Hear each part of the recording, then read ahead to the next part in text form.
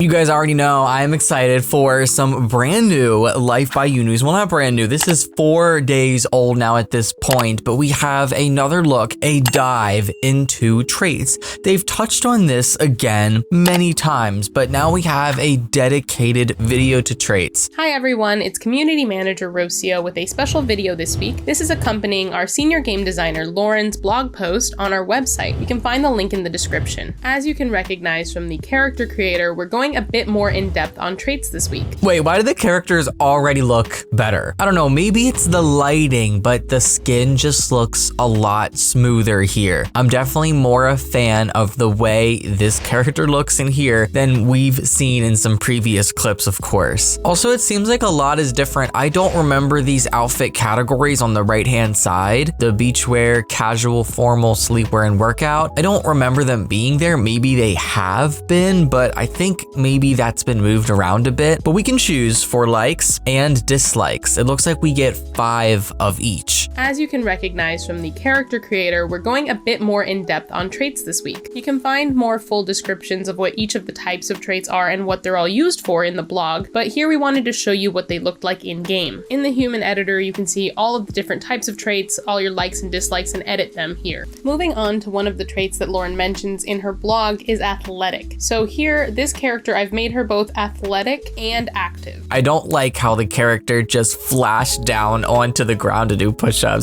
I couldn't have been the only one that saw that. Watch how like jumpy that animation is. So here, this character, I've made her both athletic and active. I think they definitely should have worked on that a little more so that she slowly got down on the ground to do push-ups instead of just instantly flashing there. A little immersion breaking in my opinion, but it's cool to see that the traits have different categories, lifestyle, quirks, talents, and they are grouped with likes and dislikes. Here, this character, I've made her both athletic and active. Active lifestyle trait will make her more likely to do fitness activities, and the athletic trait will make her better at improving. Okay, yeah, the animations are a little weird, especially when she gets back up from doing the push-ups as well. It is the same really like instant transition, you know? But the personality screen looks cool. This person will partake of anything that'll make them break out in a good sweat. This person stays limber and strong, mastering exercise routines and fitness programs. And we have our list of likes and dislikes. To see what this looks like in the character menu, you can see that confident, a temporary condition, has popped up. This came from her workout and will last 81 minutes. Look at that well-earned confidence. Now let's look at an example of an attitude. In this case, hot-headed makes your anger quicker to increase. Here we see our character yelling at this fridge, and you'll see the impacts of it once we head to the character screen. As you can see, she's going to be angry about this encounter for the next 103 minutes. I do like that, okay? I do really like that.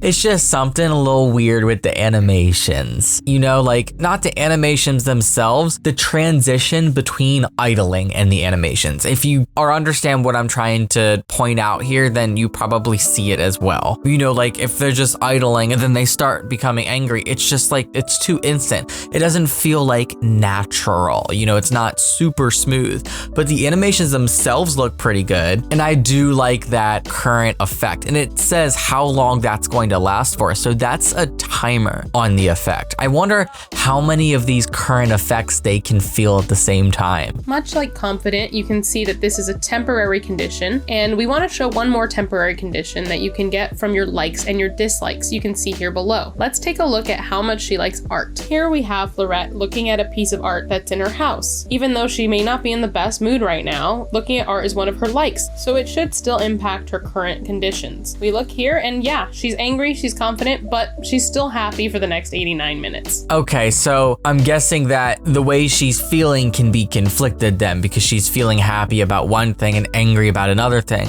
So is there like some sort of way to where that averages out? Because I know like with The Sims 3, you had the moodlets panel, right? And with the moodlets panel, you had something that was really helping your mood and something that was really dragging down your mood. And it kind of averages your mood bar. You know, you have a lot of points and then negative points or low points. And it would just kind of take the average of that, and that would be like your overall general mood. I'm assuming it's working the same here. And also, wall art of cows would make me very happy too, if I'm being completely completely honest with you. Now we're going to add a trait that Lauren called out in her blog, eccentric. Much like previous videos, to add or remove, you just use the plus and the minus. We're gonna go ahead and just search for eccentric and add that. Now that our character's set, let me show you what it does. Eccentric is a type of quirk. So like shameless or fickle, which Lauren mentions in the blog, it basically allows you to bend the rules of the game. In the case of eccentric, you can talk to inanimate objects. Now for the more technical side of traits, we go to the mod tools. That's cool. Does that mean you can talk to any inanimate object? Like anything you place down you can talk to? Or is it only specific things? This is really cool. This is really cool. The gameplay on this. Oh my gosh. Like I mentioned in previous videos, I knew that the gameplay was going to go pretty deep. That was pretty obvious from the start. Also, I want to comment on the graphics. Also, the smoothness of the gameplay. The gameplay looks a lot smoother. The frame rates look better. I think the graphics look really good. I don't know if I can really say there's been an improvement since the last couple of videos, but it looks good. And I mentioned the size of the objects before, like, why is this dresser so tiny? Like, she probably towers over it, especially in comparison to the walls. And a couple of you did comment in my last video that they are aware of this, and you know, a bunch of other people have pointed this out before. So I think they actually will be doing some scaling with those items. Now, I don't know exactly what they're going to change, but I'm glad I wasn't the only one that thought that, because I can't be the only one that sees how tiny this dresser is compared to the washer and dryer. Like, this dresser should be just as tall as that washing machine, in my opinion.